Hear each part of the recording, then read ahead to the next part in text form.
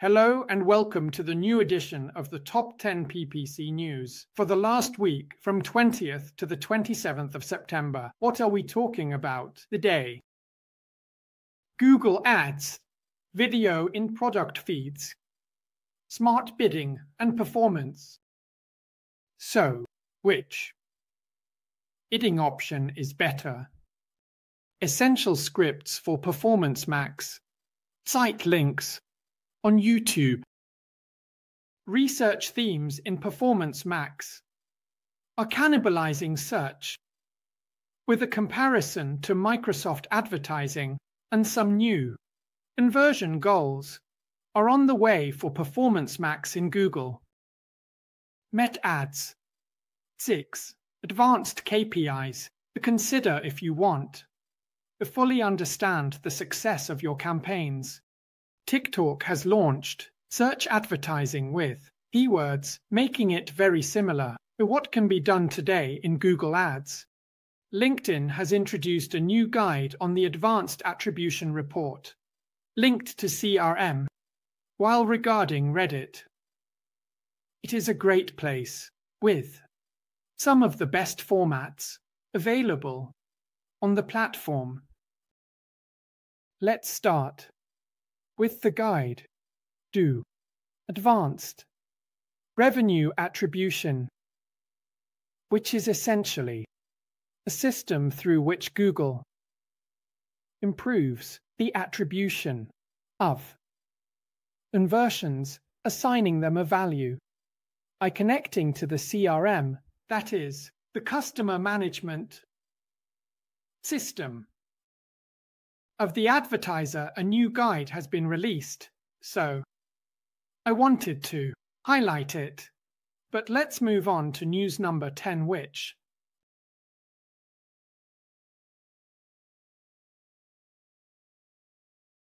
what is it? According to Georgy Zajakov, this is essentially a summary of the most interesting insights from the AI Innovation Day, from which it is clear that Google is working on Performance Max to integrate conversions related to the user lifecycle. This means not only focusing on performance over ad spending instead of just revenue, but also the possibility of having slightly longer-term goals beyond just straightforward conversions. News number 9.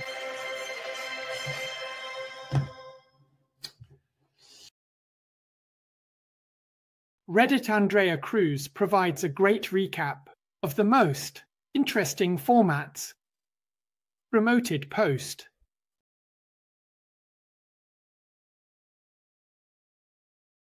Freeform ads, takeovers, and first view. Plus explains some features of this interesting platform if the target is American. News number 8.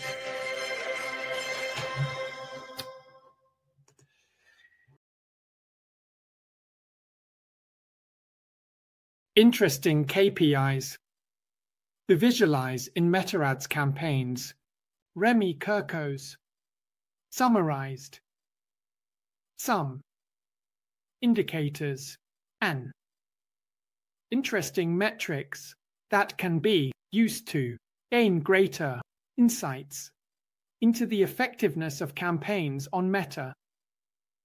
And in my opinion, there are at least 2 to 3 that are very interesting. News number 7. Lisa A. Bressler makes a great comparison of all the functionalities of Google Ads and Microsoft advertising. This included a nice quick table showing what is available on one platform that is not on the other, and vice versa. News number 6. Miles McNair explains a real case in which Performance Max had completely cannibalized the traffic of a search campaign. It explains that in this case it was due to the presence of search themes in Performance Max, so once those were closed, deleted, or paused, the search campaign started to perform again. An interesting case to consider regarding the potential to run traditional search campaigns simultaneously with performance bugs, which is absolutely recommended for branding campaigns unless one is only running a performance bugs campaign. It captures everything, in short. News number 5.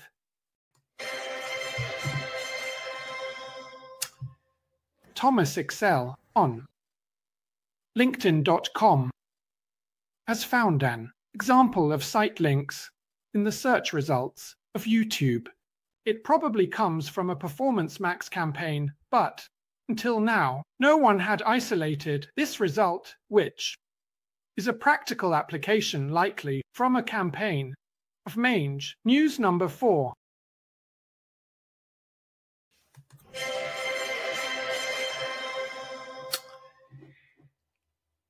A nice post by Neil Struyman on searchengine.com that summarizes their 3 main scripts, in his opinion, for keeping track of Performance Max campaigns.